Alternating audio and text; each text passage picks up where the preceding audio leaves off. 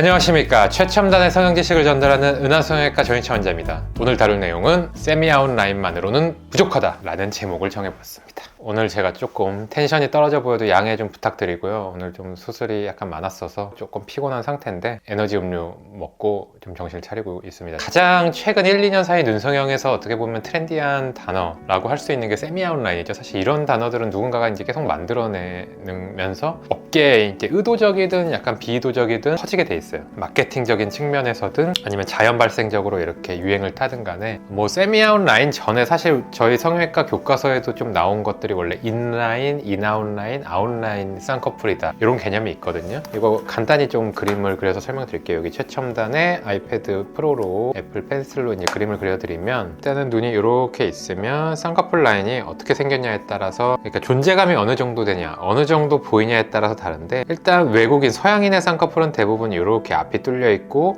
두께가 어느 정도 있는 라인입니다. 이런 라인을 우리가 아웃라인이라고 하죠. 아웃. 그리고 쌍꺼풀이 속쌍꺼풀처럼 보이거나 굉장히 얇아서 뒤에만 이렇게 보이는 경우들 아니면 뭐 중간까지 보이거나 이런 경우들을 우리가 인라인 쌍꺼풀이라고 얘기를 하고 있어요. 뭐 이런 것도 이제 교과서에는 어느 정도 나온 얘기긴 한데 그 다음에 정면에서 봤을 때 끝까지 좀 가다가 좁아지는 이제 동양인에서 가장 어울리고 자연스러움이랑 너무 화려한 거에 약간 중간 정도 되는 이런 라인을 인아웃 라인이라고 합니다. 그래서 이런 것까지는 이제 어느 정도 좀 알려져 있는 그런 거였는데 최근 몇 년 사이에 새로 이제 얘기가 되면서 쉽게 말하면 지금 제가 설명드린 아웃라인과 인아웃라인의 사이 정도 되는 이 지점을 이제 존재하는 쌍꺼풀의 개념으로 세미 아웃라인이라는 개념이 많이 생기게 됐거든요. 그게 뭐냐 하면 아웃라인이긴 아웃라인인데 약간 앞에가 열려 있는데 이렇게 좁아지다가 열리는 라인이다 라고 저는 이해를 하고 있어요. 그래서 이런 식으로 된 세미 아웃라인이 어떻게 보면 굉장히 좀 유행을 타면서 많은 분들이 이 라인으로 해달라 아니면 이 모양을 모르더라도 세미 아웃라인이라는 게 요새 좀 유행이던데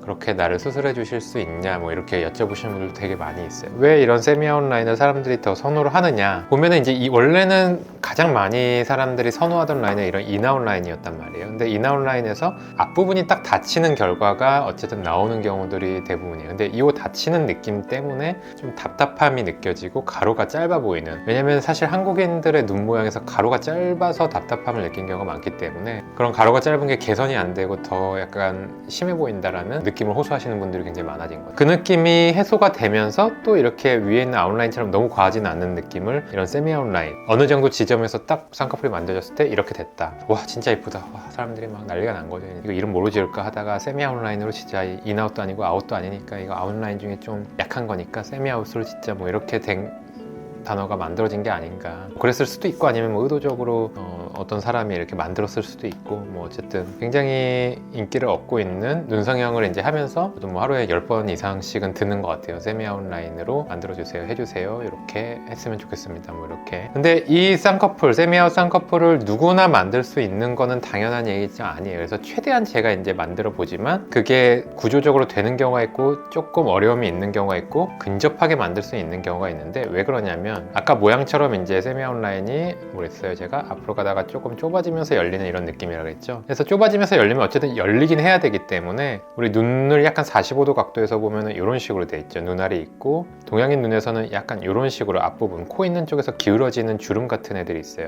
이 주름을 이제 3차원적으로 표현하면 약간 이렇게 될 텐데 쌍꺼풀이 만들어질 때 이 부분을 위로 타고 넘어야 되는데 살짝 얇게 타고 넘어야 되는 그런 높이가 딱 맞아 떨어져야 돼요. 그래서 이런 높이 감각이 맞아 떨어져야지 우리가 원하는 세미 아웃라인이 나는데 굉장히 많은 수의 동양인 눈에서 이 몽고주름이 너무 세고 강하기 때문에 쌍꺼풀 라인을 웬만큼 높게 만들어도 몽고주름 아래로 빠져서 인아웃 라인이 되는 경우들이 훨씬 더 많아요. 이걸 해결해 주기 위해서 이 몽고주름을 약간 각도를 바꿔주는 위트임으로 세미 아웃 라인을 유도한다든지 뭐 이런 변화가 조금 요구되는 경우가 많습니다. 그래서 이런 것들은 좀 간단히 제가 설명을 드렸고 그래서 눈이 길어 보이는 가로로 길어 보이거나 조금 시원해 보이는 게 대부분의 한국인에서는 긍정적인 결과를 낳기 때문에 결국 그런 관점에서 이런 눈성형도 좀 우리가 하게 되는 거겠죠. 그래서 지금까지 어쨌든 세미 아웃라인이 왜 인기가 많고 정확히 무엇이고에 대해서 좀 설명을 드렸고 그래서 지금 이런 제가 마지막에 그린 좀 옆에서 45도에서 본 그림이 어떻게 보면 가장 정확하게 이 라인을 만드는데 어떤 메커니즘이 필요한지를 설명드린 게 되겠습니다. 이해가 좀 안 되셨을 수도 있지만 어떻게 내가